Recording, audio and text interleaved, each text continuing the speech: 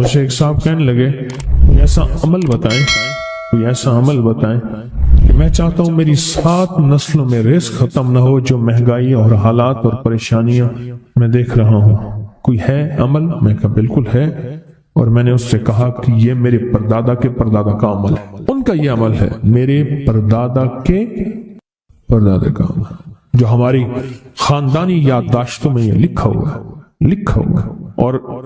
اور فرمایا اگر یہ کوئی بندہ کر لے اللہ نسلوں کا رزق اللہ سے منوا لے۔ اور میں نے اس سے کہا خیال کرنا، رزق کے روحانی ساتھ منوانا، ورنہ دولت مال چیزیں مل جائے گی، جس کے بارے میں کہا جاتا ہے کہ بعض بندے ایسے ہوتے ہیں اللہ پاک ان سے لقمے نہیں چھینتا، سجدے چھین لیتا ہے، اللہ ان سے لقمے نہیں چھینتا۔ کیوں؟ رزق جسمانی دوسرے لفظوں میں مل رہا ہے، اور رزق روحانی اللہ چھین لیتا ہے۔ یہ جو آج آپ بیٹھے ہیں تسبیح خانے میں اور میں بیٹھا ہوں، یہ ہم روحانی دسترخوان پہ بیٹھے ہیں، یہ بہت بڑا دسترخوان لگا ہوا ہے، یہ دسترخوان ہے۔ سنا ہے در یار پہ بڑی دھوم ہے، سنا ہے در یار پہ بڑی دھوم ہے، وہاں عاشقوں کا ہجوم ہے۔ یہ روحانی دسترخوان ہے، میں بھی خود محتاج ہوں، یہ روحانی دسترخوان ہے۔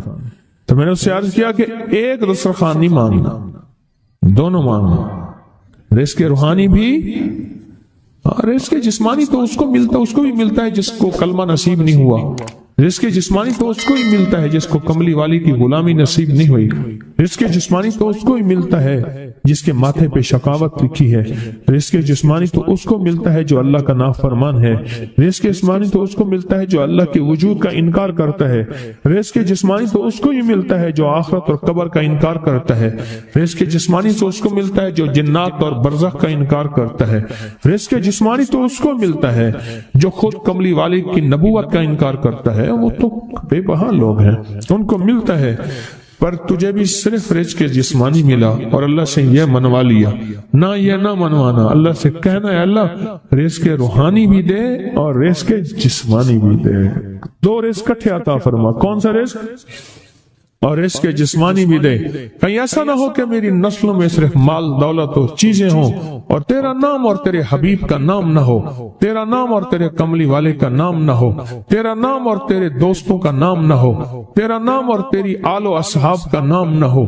کہیں ایسا نہ ہو میں محروم ہو جاؤں، مجھے آل اور محمد اور آل محمد اور اصحاب محمد کی نسبتیں یہ بھی ساتھ عطا کیے رکھ۔ میں نے اس سے کہا کہ 2 چیزیں مانگنا۔ اچھا قدرت کا نظام ہے تو دیوانے بھی ہوتے ہیں، یقین والے ہوتے ہیں، آپ جیسے آپ مخلص بیٹھے ہیں، اور پوری دنیا میں ہمارے ساتھ اس وقت مخلص بیٹھے ہیں جو ہماری آج کی محفل میں شریک ہیں، ہوتے ہیں دیوانے۔ مجھ سے کہنے لگا ایک وقت ایک جگہ ہو بہت بہتر۔ میں نے اس سے کہا، میں نے کہا پھر بھی اگر ایک وقت ایک جگہ میسر نہ بھی ہو تو اگر عمل کسی وقت چوک جائے، عمل کی جگہ چوک جائے، عمل کا وقت چوک جائے، مجبوری میں نہ ہو تو بہتر ہے، پر توجہ نہ چکے، دھیان نہ جائے، استحضار نہ جائے، یقین نہ جائے، اور سچا یقین ہو کہ میرا اللہ خود کہتا ہے یہ مانگنا بھی تو اسی نے دیا ہے نا، جب اس کریم نے مانگنا ہی خود دیا ہے تو عطا بھی خود کرے گا۔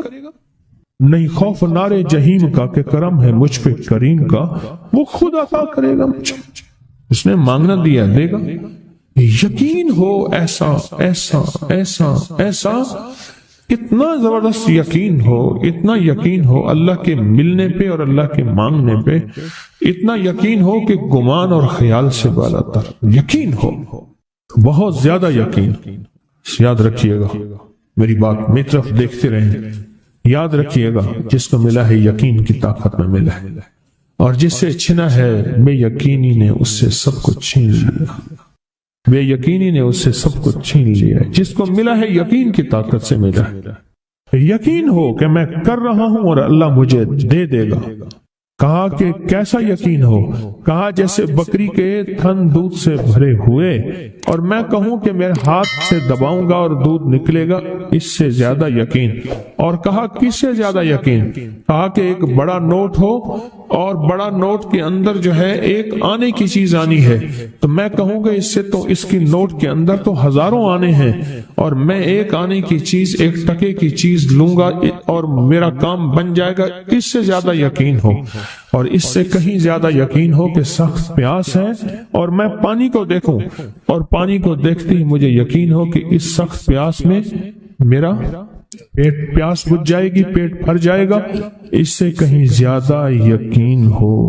میں پھر بھی یقین کو نہیں سمجھا سکا، علم بھی محدود ہے، الفاظ بھی میرے پاس محدود ہیں، اس سے کہیں زیادہ یقین ہو، اس سے کہیں زیادہ یقین اور بہت زیادہ یقین۔ کیا خیال ہے؟ آپ چاہیں گے اپنی نسلوں کے لیے بخت، رزق، نصیب اور مقدر منوا لیں؟ میں نے کہا روزانہ 40 منٹ بیٹھ، 40 منٹ صبح دوپہر شام، جو تیری تنہائی کا وقت ہو، کہ یا اللہ دنیا میں ایسی جگہ کوئی کہیں ہوتی، اکیلے بیٹھے رہتے یاد تیری دل نشیں ہوتی، اکیلے بیٹھے رہتے یاد تیری دل نشیں ہوتی، اور بس صرف ایک بار سورۃ فاتحہ پڑھا اور اس کے بعد ایاک نعبد و ایاک نستعین کو دوہرا۔ میں نے اسے عرض کیا کہ بس اس کو وجدان سے پڑھو، ایسے پڑھ کے رونگٹے کھڑے ہو جائیں، آنسو بہنے لگ جائیں، دل کے اندر کا درد اور دل کا اندر کا غم اور اللہ کے سامنے حاضری، استحضار، اور یہ کیفیتیں تیری ہوں کہ بس اس کے علاوہ کوئی مجھے یاد نہ رہے۔ اس درد سے پڑھ 40 منٹ۔ 40 کے عدد کے ساتھ کائنات کے رازوں کا بڑا تعلق ہے۔ 40 کا جو عدد ہوتا ہے، بس 40 کے عدد کے ساتھ پڑھ اور بہت توجہ سے پڑھ اور بہت دھیان سے پڑھ، بہت توجہ سے روز پڑھ۔ مجھ سے کہنے لگا کتنے دن پڑھوں؟ تو میں نے اس سے کہا مجھ سے یہ دن نہ پوچھ، تیرا دل خود بولے گا کہ فیصلے ہو گئے ہیں، بس ختم، دل خود بولے گا۔ یہ بتائیں کہ پیٹ بھرتے ہوئے کوئی گھنٹی بجتی ہے، یہ دل خود بولتا ہے کہ پیٹ بھر گیا۔ پیاس میں بھی کوئی کہتا تو نہیں ہے کہ آپ کی پیاس بجھ گئی ہے، وہ دل خود بولتا ہے کہ بس اب پانی کی ضرورت نہیں ہے۔ نیند سے دل بھر جائے تو بس دل بس اب سو لیا، وہ اٹھیں۔ اسی طرح دل خود بولے، دل خود بولے اور دل اندر بولے، دل اندر بولے کہ اللہ پاک جل شانہ نے نسلوں کے لیے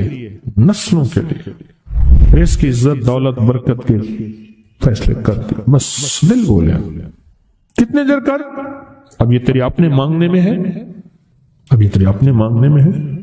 مانگنے میں کمی ہے تو دل نہیں بولے گا، اگر مانگے گا تو پتہ نہیں دنوں میں یا ہفتوں میں، جتنے میں دنوں میں فیصلہ ہو جائے۔ وہ طاقتور چیز ہے جو 7 نسلوں کو کھلاتی بھی ہے، پلاتی بھی ہے، سکون کی نیند سلاتی بھی ہے، اچھا لباس پہناتی بھی ہے، عزتوں کے تاج سر پہ رکھواتی بھی ہے۔ نوری لقمہ اپنی زندگی کی ضرورت بنا لے، پھر کیا ہوگا؟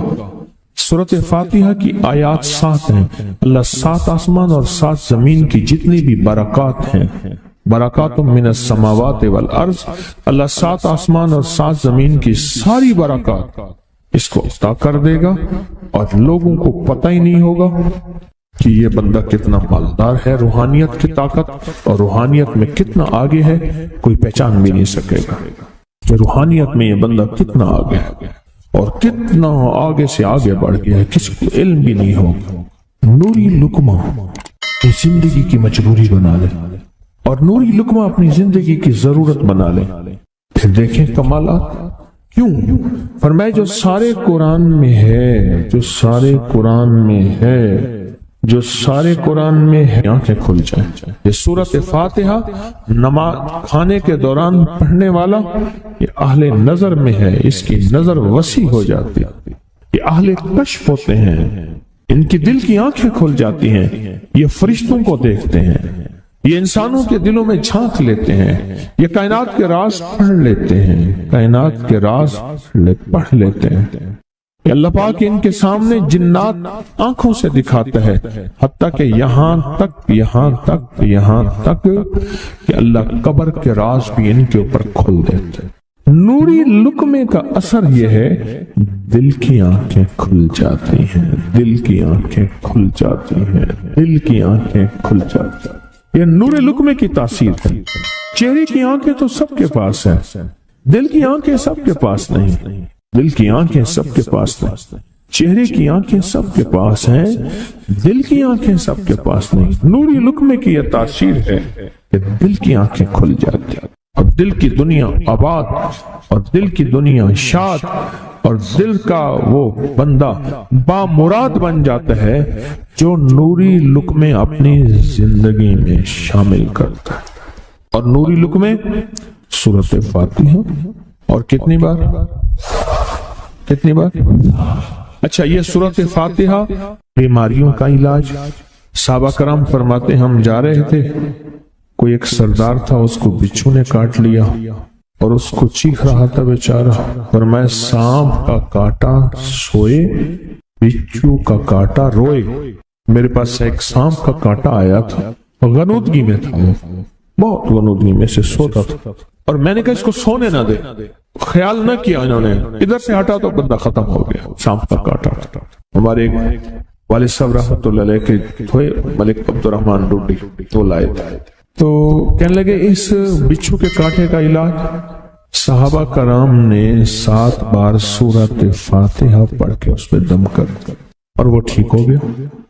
اور میں جب سورۃ فاتحہ عرشوں سے زمین پہ آئی، نازل ہوئی، ایک گونج اٹھی، ایک آواز آئی، اور میں اللہ سے آج وہ چیز زمانے پہ زمین پہ نازل کی ہے جو اس سے پہلے کبھی آئی نہیں تھی اور جو اس کے بعد کبھی آئے گی نہیں، اس سے پہلے کبھی آئی نہیں تھی، اس کے بعد کبھی آئے گی۔ اور جب سورۃ فاتحہ نازل ہوئی، شیطان رویا، پیٹا، اپنا سر پہ راکھ ڈالی اور اتنا شور کیا کہ اے کاش کہ یہ سورۃ فاتحہ آئی ہے، اور اگر آئی ہے تو واپس چلی جائے، اگر واپس نہیں گئی تو کسی کی زبان پہ نہ جائے، یعنی کوئی اس کو پڑھ نہ سکے، اگر پڑھے تو اس کا یقین نہ ملے۔ یقین سے پڑھنے والے کی دنیا بھی، آخرت بھی، رزق بھی، عزت بھی، صحت بھی، تونگری بھی، بادشاہت بھی، خوشیاں خوشحالیاں بھی یقین سے پڑھنے والے کو ملتی ہیں۔ اور اس لیے آج بھی شیطان سورۃ فاتحہ سے لرزتا ہے کہ سورۃ فاتحہ پڑھنے سے جنات اور شیاطین ایسے دور ہوتے ہیں، ایسے کہ میلوں دور چلے جاتے ہیں، اور اس بندے سے خوف زدہ ہوتے ہیں جو سورۃ فاتحہ پڑھتا ہے۔ کھانے کے دوران اس کی حکمت کیا ہے؟ انسان کھانے کے دوران مشغول ہوتا ہے، کھانے کی لذتوں میں کھویا ہوا ہوتا ہے، اور اگر بھوک بہت زیادہ ہو تو پھر تو ہوش نہیں ہوتا، پھر ہوش ہی نہیں ہوتا اگر بھوک بہت زیادہ ہو۔ اب اسی دوران جس طرح سنے غور سے، بڑی میں عجیب بات بتا رہا ہوں، حضرت امام جعفر صادق سلام اللہ رضوان اللہ تعالی علیہ مجمعین اللہ کے ولی تھے، ولایت کے تاجدار تھے، سرداروں کے سردار تھے، اولیاء کے سردار تھے۔ میں بازار میں جاتے تھے، جا کے پھر واپس آ جاتے تھے، پھر جاتے کچھ نہیں خریدتے تھے۔ کسی نے پوچھا اب کیوں جاتے ہیں؟ فرمایا 2 وعدے لینے۔ کیا؟ میں جا کے بازار میں ہر بندے کو سلام کرتا ہوں، وہ سلام کا جواب دیتے ہیں، اور کیا پتا کسی کے سلام کا جواب ایسا ہو جو اللہ کے ہاں مقبول بھی ہو، محبوب بھی ہو۔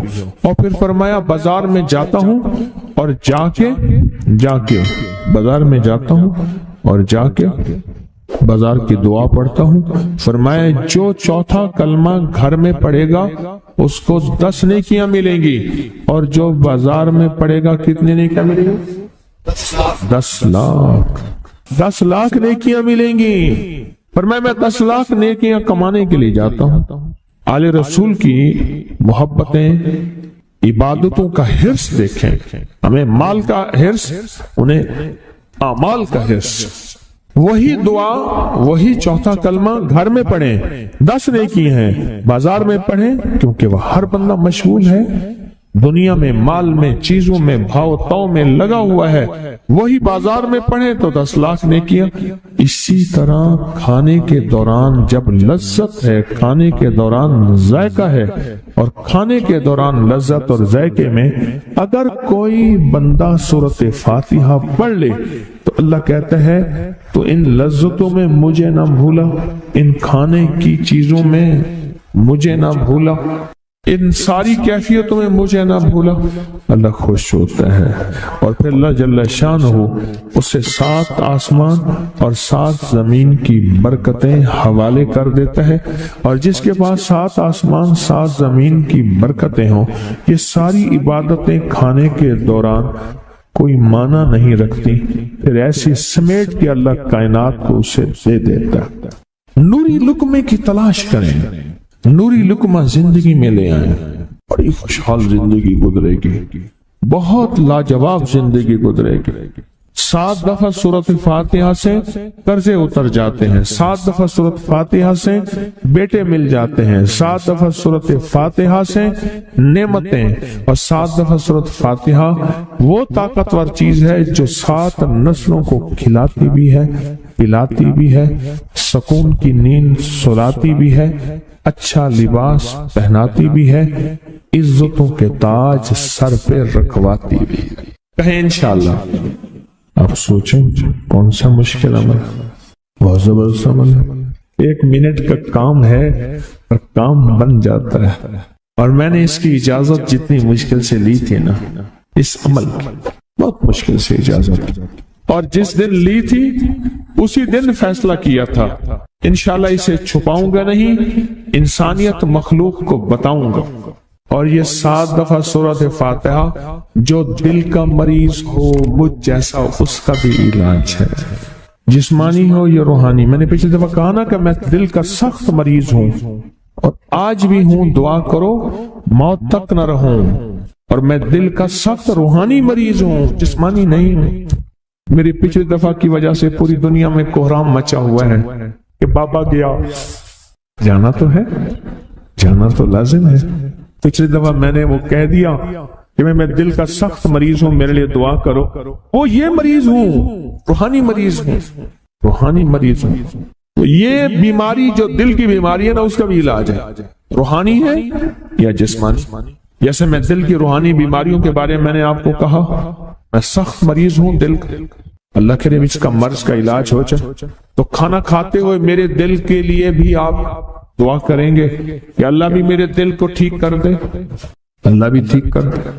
آپ مجھے بزرگ سمجھتے رہے اور اندر سے کام کھوکھلا ہو، یہ دل کی روحانی بیماریوں کا بھی علاج ہے، اور یہ جسم کی اور دل کی جسمانی بیماریوں کا بھی علاج ہے۔ یہ صحت مندی کا راز ہے، سورۃ فاتحہ ہے بابا، سورۃ فاتحہ، سورۃ فاتحہ۔